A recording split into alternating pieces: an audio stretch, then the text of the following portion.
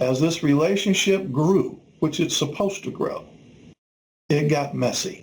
It got complicated, it got stressful, and I didn't know I was pulling away, but I started kind of disconnecting, mostly out of an anxiety reduction attempt.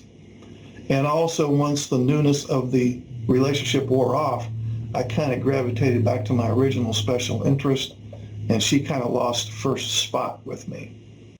And so now she is not getting her intimacy needs met. And so she, in various ways, tries to recruit him back in as that original team playing thing that she thought she had at the very beginning. Unfortunately for this situation here, her attempts to pull him back in and to reconnect ended up having, in most cases, the opposite effect. Her intentions were good. She thought she was doing the right thing. She was doing the only thing that she knew to do at the time. Her message delivery raised his anxiety, which caused him to distance even more, which in turn angers her now. So now when she approaches him, there could be resentment, sense of feeling abandoned, a sense of disappointment.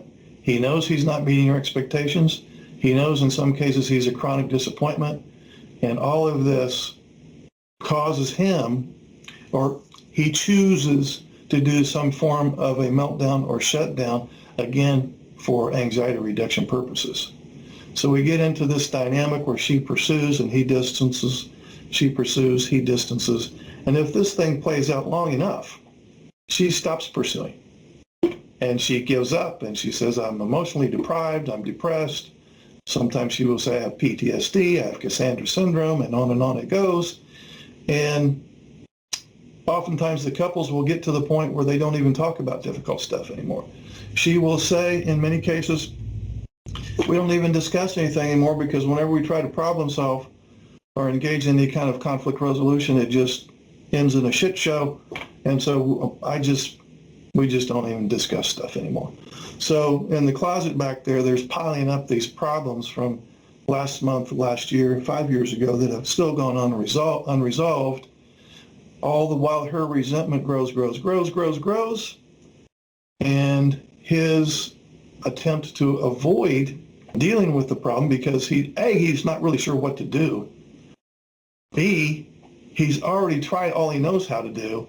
And C, he thinks in many cases that whenever he makes any attempt at all, it makes a bad problem worse.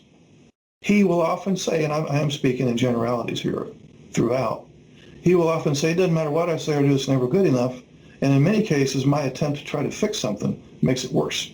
And so both parties are in this, I don't know if I want to call it a war of wills. It's certainly a war of trying to change the other person.